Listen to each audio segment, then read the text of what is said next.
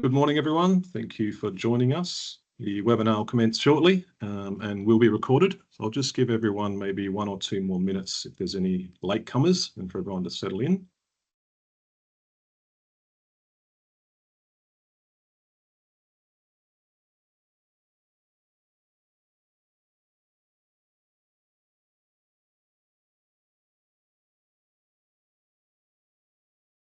It's good to see some familiar names there.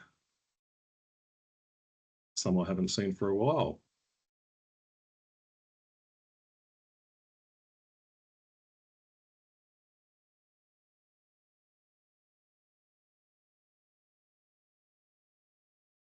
All right, so we've got pretty much everyone. I think there's one registered person not yet, so we will move on.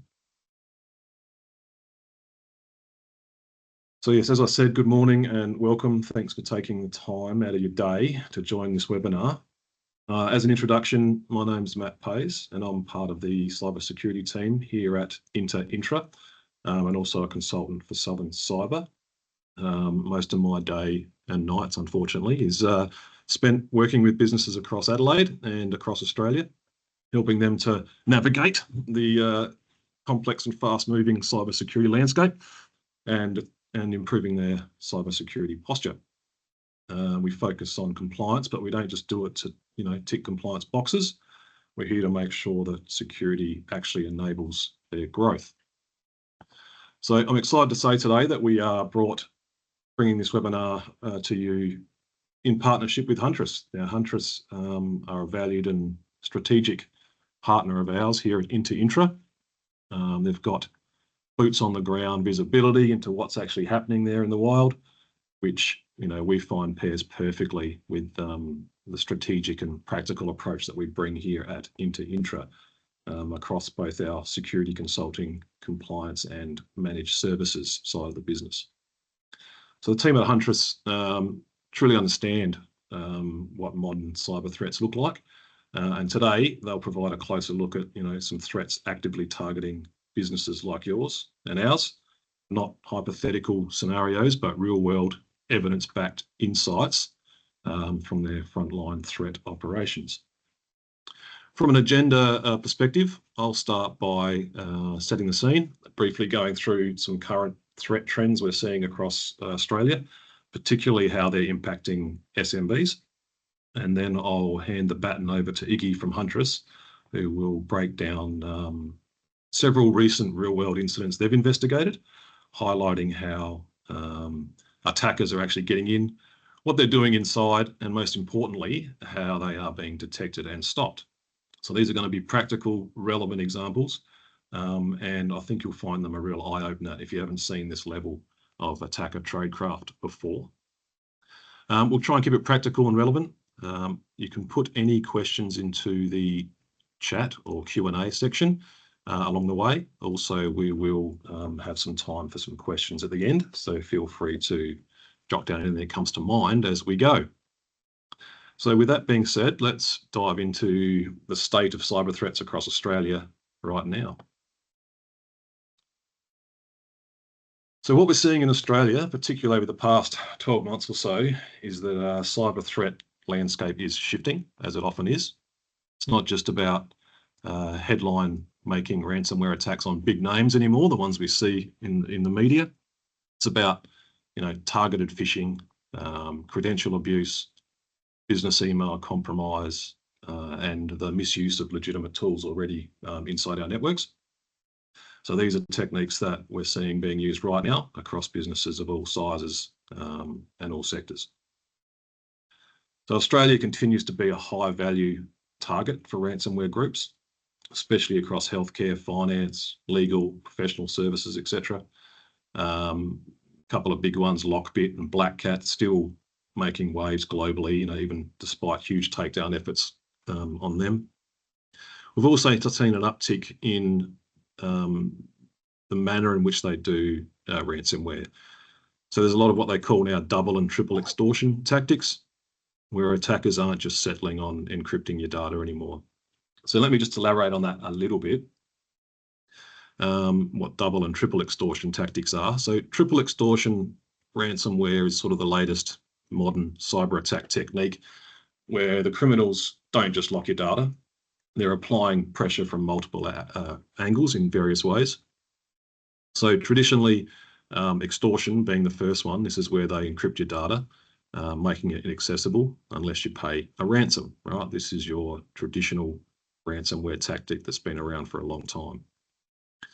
Secondly, double extortion. This next layer is that they're not just encrypting the data, they're also stealing the data, and then they threaten to leak it publicly, right, or via the dark web if you don't pay the ransom there as well. On top of that, they're going to apply additional pressure, should I say, via this triple extortion technique, where they will do things like launch distributed denial of service attacks, DDoS. They may even contact your clients, customers, or executives directly, or even threaten to report you to regulators, for example, right? So not just about data anymore. It's across the bigger business, disruption, public embarrassment, legal exposure, etc., etc. So this approach, they're clever. They've designed this to hit you from every angle to force a payment, and that's why having backups now is not just enough. We need to have a complete response strategy across, our environment, our people, our processes, as well as our technology.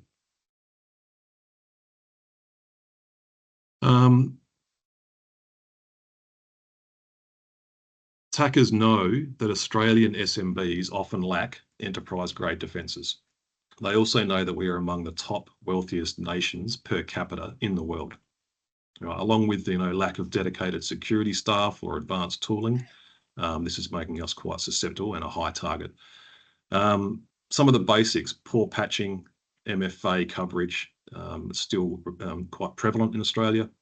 And that's why these user-targeted threats like phishing, business email compromise, and even malicious browser extensions, for example, are still rampant. Telemetry also shows a surge in the abuse of legitimate remote monitoring tools, as well as unmonitored administrator accounts. The other thing we're finding locally is there's an increasing abuse of personal email accounts being used for business purposes. Right? This creates major exposure pathways.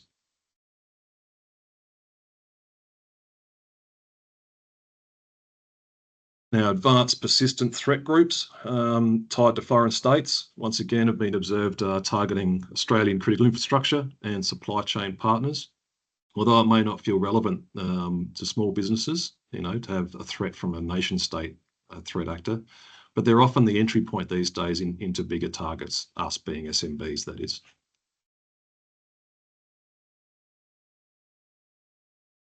So some common tactics in 2025. Like I said earlier, threat actors continue to rely on tools already present in our environments. For example, PowerShell, WMI, or even some built-in remote tools like TeamViewer, AnyDesk, right? And they use these to avoid detection.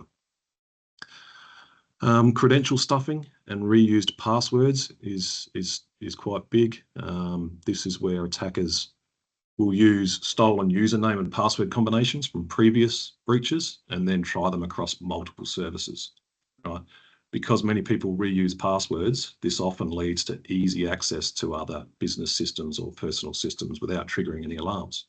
If you haven't seen these tools in action from a threat actor perspective, there are simple free tools that if I have someone's email address, within 5 minutes, I can find out every other platform that email address is used to log into. So if you're using the same password there, that's a problem. Social engineering and MFA fatigue attacks are also big. So these attacks involve manipulating users into granting access or revealing sensitive information. The MFA fatigue attacks basically involves bombarding a user with multi-factor authentication prompts in the hope that eventually the user will approve one out of either confusion or frustration. Cloud account compromises. More and more businesses are now moving to cloud platforms like Microsoft 365 and Google Workspace. These are 24/7 services. Attackers are increasingly targeting these environments. They're exploiting weak security settings, engaging in phishing, session hijacking to gain access to sensitive data and systems hosted in the cloud. I've seen and been involved in all of these scenarios in the last year or more. So really, this is where EDR and ITDR become quite critical, especially in businesses that rely on Microsoft 365 but haven't hardened it against account compromise. And even if they haven't, to give you an idea, to expand on that a bit further, and in conjunction with this partnership with Huntress, the Huntress EDR is the endpoint protection side that detects and responds to threats. The Huntress ITDR is the identity protection that monitors for suspicious account activity, credential abuse, etc., across Microsoft 365 and also Active Directory. We also utilise the Huntress SIEM, which allows us to centralise security event data from across the larger environment. For example, think not only endpoints and identity, think of other identity platforms as well, cloud services, think firewalls, etc. Correlates this data, so we can actually detect suspicious behaviour. So centralised logging is a good thing, and it's part of requirements for a lot of frameworks, for example, Essential 8. However, it's quite useless unless there's no visibility across it, right? And that's where the value of this comes in. Combining all of this stuff with Huntress's 24/7 365 SOC provides us and our clients with comprehensive coverage across key attack surfaces, gives us actionable insights, and provides us with expert detection, and most importantly, rapid threat response. Just want to touch on compliance for a minute, because we're seeing a lot of increasing pressure, I guess, from legal and insurance to prove due diligence with regards to cybersecurity. Frameworks like Essential 8, as I mentioned, ISO 27001, APRA, CPS 234, are starting to now shape how our businesses, or their businesses that they're regulating or align with, structure their defences. But I always say, and people get sick of me saying this, compliance doesn't necessarily mean security, right? But security can be compliant. So most breaches, that we investigate involve businesses that are compliant on paper, but what they lacked was real-world detection, response, and endpoint controls. So to summarise, look, ultimately the biggest shift we're seeing here is that cyber criminals aren't just targeting the big fish anymore. They're the ones we see in the media, but it's not what's happening out there. They're going after any businesses that are unmonitored, under-defended, and unaware, really. And that's where we see the real damage being done. So even firms with good policies and controls in place are getting hit. And what's mostly missing is that detection and response. And that's where Huntress comes in for us. So provides us with not only the right controls, but we've got that visibility and that incident response approach, which allows us to manage that risk entirely. So that's what we're here to unpack with you today. With that in mind, I'll hand it over to Iggy from Huntress, who will walk through some real-world incidents that they've investigated recently. And these case studies and examples really do drive home how attackers operate once they're in and what we can do about it. Thanks, Iggy. All right. Thank you. I've just taken control. I'm just wondering, you still see the slide deck in place? Yep. I can. Yep. Yep. Cool. Awesome. Yeah, I just kind of introduce myself. So I've been with Huntress now for 2.5 years.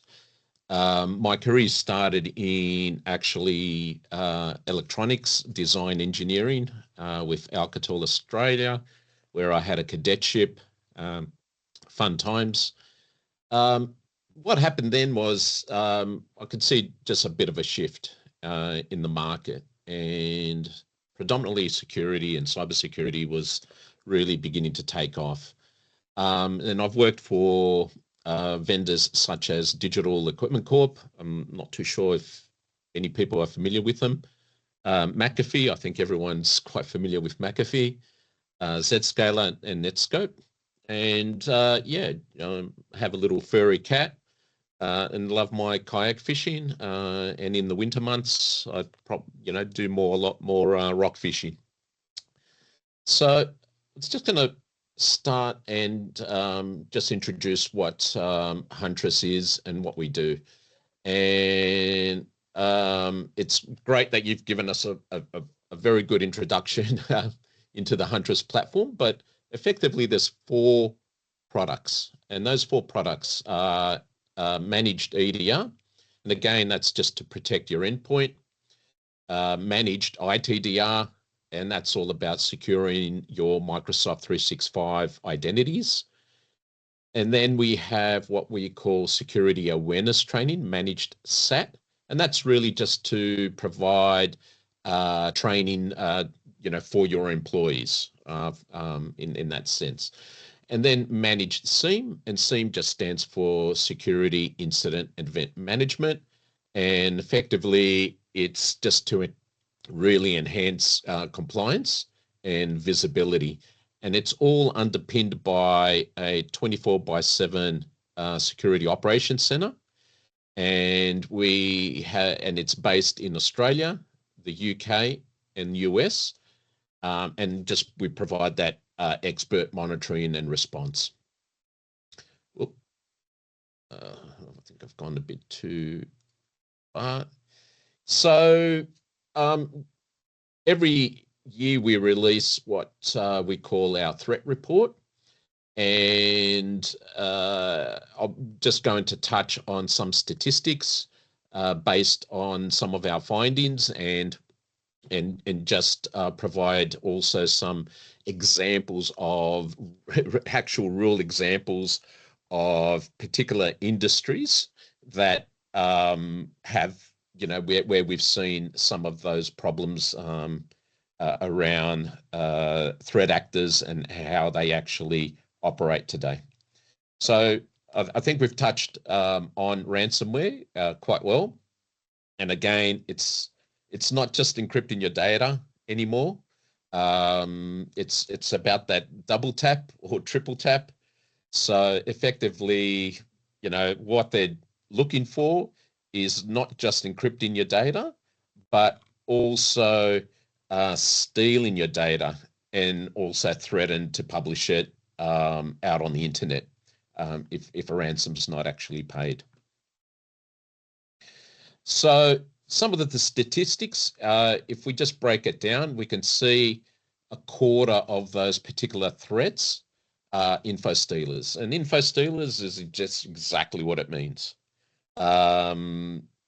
They're stealing your, not just information or your data, but also stealing credential information.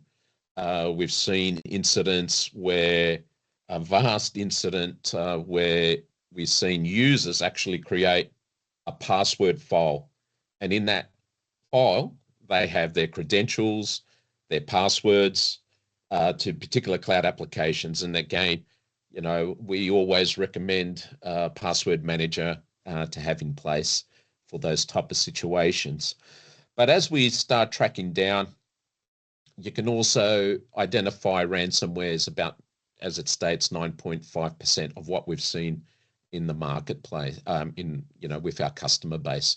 But info steal and ransomware almost go hand in hand if you think about it, because at the end of the day, it's about your data and protecting your data.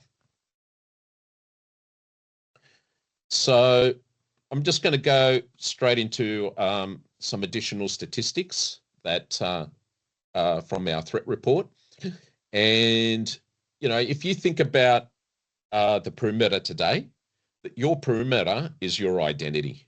So if we go back maybe 10 years, maybe 15 years ago, the perimeter was effectively you have a firewall, your data resided internally. But with the explosion of digital transformation, we're seeing all your data now living in OneDrive, SharePoint, Google Drive, Box, wherever it may be. And again, to protect those, it's your identity where you enter your username and your password. And in most cases, you have some level of multi-factor authentication to also do that 2-factor. Now, from a ITDR perspective and that identity piece, we're seeing about 30% of VPN rule violations. And I'll run through some of these examples when I show the actual threats and threat reports. Location rule violations. So is that user actually coming from Australia? Or where are they actually located? So we're seeing that kind of activity. So I like to call it speed of sound, where maybe the context is, yes, we see the user every time coming from Australia, but all of a sudden that context changes for some reason and they're in Singapore. Why is that? Inbox rule modifications. As mentioned, and it's all about data and those, where the data resides these days. Inbox rule modifications, what happens in that case is typically a threat actor will take hold of your mailbox and they'll make specific rule changes within the mailbox. And again, I'll cover that in some actual examples. We're also seeing token theft and attacker in the middle type attempts as well. But again, it's very low, but what we've seen in the last 6 months, that's actually increasing a lot more.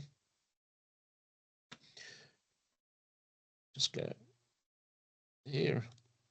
All right, so I'm just going to go into some examples and some of these incident reports and actual, pin it on particular verticals. So if we see, I'm hoping you guys can see this one. Law firm, Perth, Western Australia. So if you think about law firms, I recently had to get my lawyer involved. I purchased a property and, there was sensitive legal documentation. There was some, intellectual property, financial data, had to transfer money into a secure facility, all the things that you have experienced as well. But in this particular example, what's happened is you could see up the top, it says it's critical. So this is the actual findings that our team has put together in the report. And those findings will indicate exactly what that particular threat is. So this is more from the endpoint detection. In this case, we have actually isolated and taken the endpoint completely off network because it's flagged as critical. But what you can also identify quickly is it's running Windows Defender. So in this particular example, it's a fileless attack. And what you could see is the user visited some domain. And what happens is there are particular, domains out there, not just domains, but they actually say, hey, we have a service. And that service is I can convert a PDF into a Word document. And what happened in this case is they searched, how do I convert a PDF into a Word document, something like that. And they clicked on the first link. And what's happened is, they wanted to actually convert this file. And as we could see, it's a zip file. Maybe the user doesn't know what the extension is, but what's lurking and hiding inside was some JavaScript code. And what Bootloader is a JavaScript-based loader for malware. And what it does is it starts to download additional malware onto that endpoint. So the team were in the position to identify that. It looked like it was a legitimate file to some degree. And again, the team were able to identify the threat and stop that particular incident, stop it from executing, or that it did execute, but it was taken completely offline. So again, there were some remediation instructions that our team provided, and again, went through that cleanup process and put that endpoint back online. So an accounting firm, it's as we all know, we're all busy doing our tax, and typically we know it. Accountants, they rely on email. They process invoices, they communicate with clients daily. Inboxes are flooded with payment reminders, quote requests, you name it, right? So they're quite busy. This is their busy season. And this particular accounting firm, this user was actually compromised via a invoice. It looked like an invoice related um, pay slip or something. And what's happened here, again, it's bootloader, and we could see that it was identified as, coming through email. And in this particular case, we could actually see that potentially it could become into ransomware, and a banking Trojan may be hiding inside that particular malware. So looking at banking credentials, whatever it may be. But again, we isolated this particular endpoint and completely took it offline again. So, well, there we go. So here's another example. Now we're going into more of the identity piece. So as I mentioned, your identity is the new perimeter. And in this particular example, it's just a real estate in regional New South Wales. And what we were able to identify quickly is there was some kind of rule name added within the mailbox. And that kind of triggers alarms internally at Huntress. And we could see a keyboard smash, right? So what keyboard smashing is the threat actor says, I'm going to create a rule. And all they do is they just put a dot. Typically, if you create a rule, you're going to give it a meaningful name. So in this particular case, we could see it was a keyboard smash. They added a dot, and then they created a rule. And that rule was actually looking at particular terms like invoice, projects, passwords. And what they were doing is any of those keywords that were picked up, they were moving those emails into a conversational history or read mailbox inside the account. So in this particular case, the team were in that position, and they were able to identify that particular threat. And again, that inbox rule was disabled. So, and then based on the remediation instructions were to, rotate your passwords, maybe have stricter conditional access policies in place, and things of that nature. This one's quite interesting. So this is a manufacturer in New Zealand, and what they do is they produce olive oil and avocado oil, and they have a presence globally. They have offices all around the world. And what was interesting is, the admin of the organization at the time, they weren't running Huntress. So this was actually a trial, and they were trialing us. But the threat actor, who knows how long they've been inside that particular mail account. But what happened in this instance was, the admin was able to identify, I could see Indonesia. We have an office in Indonesia, and I shouldn't worry too much about it. And then what happened was that they weren't aware that they were actually looking at particular folders and taking a snapshot of the organization. So they get the workings internally. They're looking for, who's the CTO or who's the CFO, who handles money, who do they communicate from their partners over email. So they stay dormant within the environment for some time. But what's interesting about this particular threat is that we were in the position when they started to trial us, we're in the position to identify, hey, hold on a moment.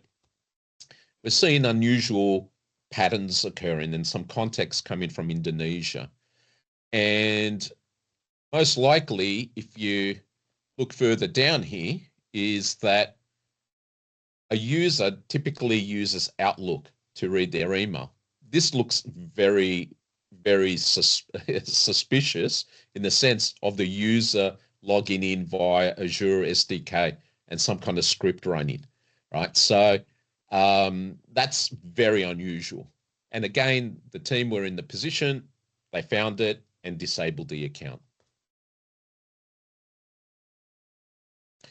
So here's another good example of a particular threat. This is more of what we call adversary in the middle or token stealing. And what's happened here is that, again, the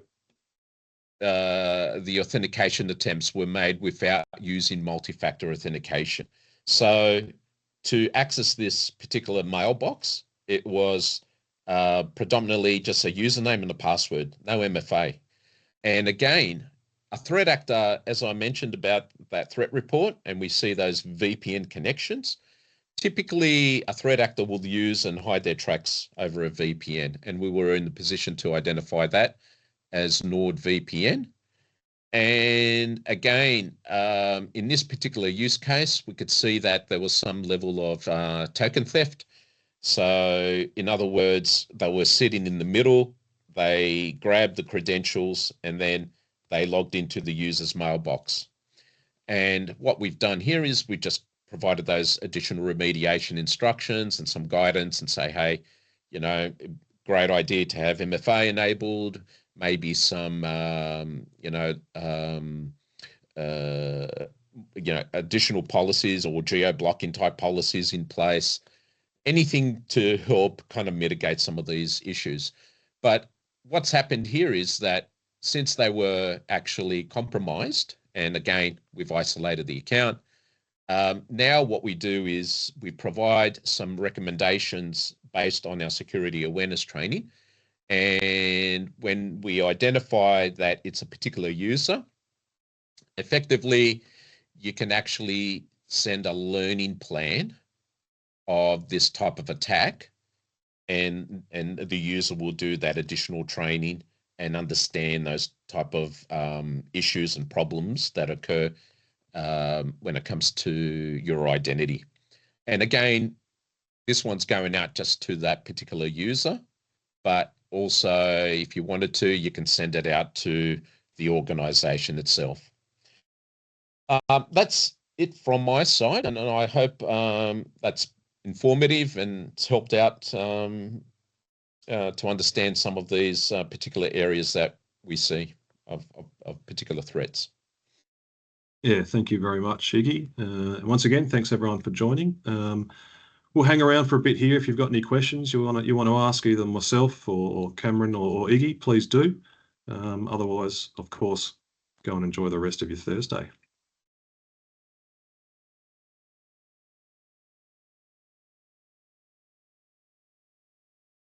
Multiple typing. Multiple people typing.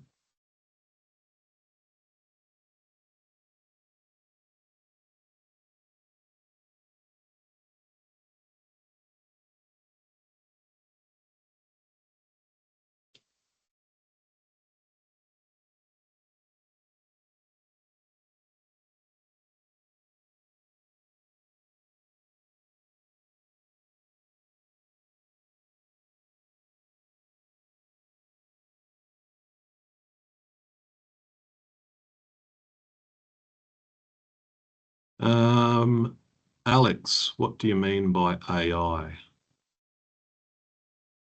In relation to Huntress or in general?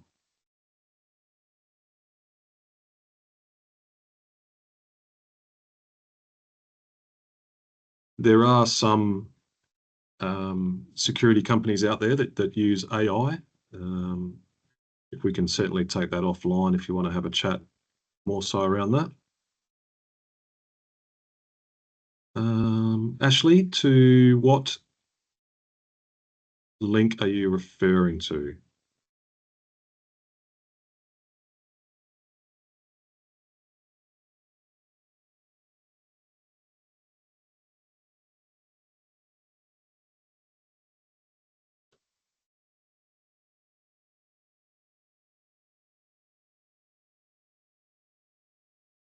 Also, Alex, on that AI,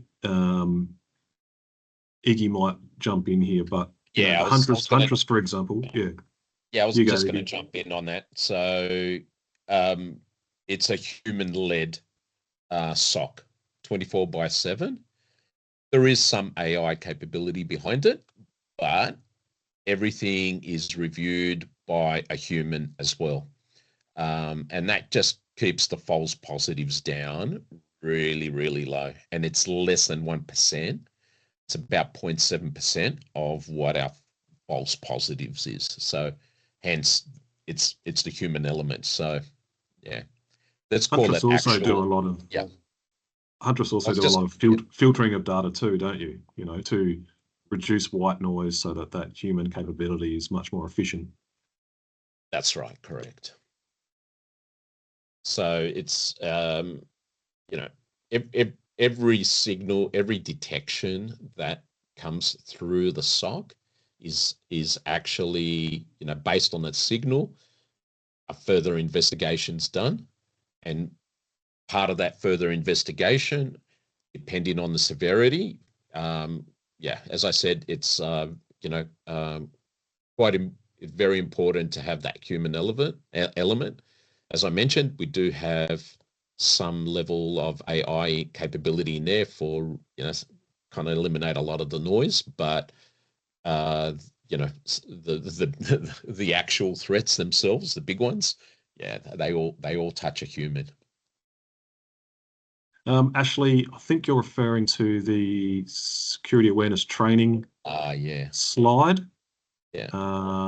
So this is one of the Huntress products that will send enrolled users managed cyber awareness training courses and material to basically uplift our awareness and what to look for and etc. So the little robot there is just an example of an assignment or an episode that all your users would go through as part of the training. There are some websites that you can put an email into to see if it is on the dark web, for example. There's a few of them. One of the main Microsoft cybersecurity guys, Troy Hunt, he has a website called Have I Been Owned, PWNED. Yeah. You can put your email address in there and it will see if it's been involved in any breaches. That might be what you're looking for there.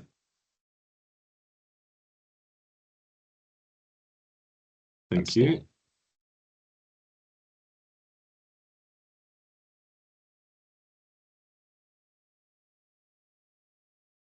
Excellent. I'm just going to hang around for another minute or two anyway. If there's any more questions, let us know. Otherwise, feel free to have a lunch break now. That's what I'm going to do.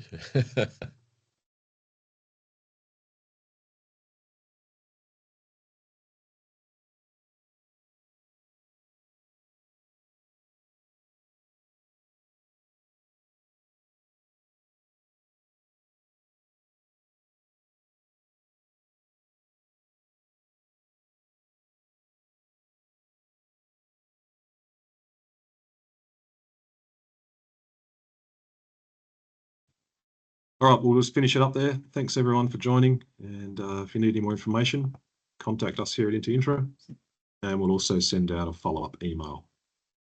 Thanks, Iggy. Thank you. Thanks, everyone.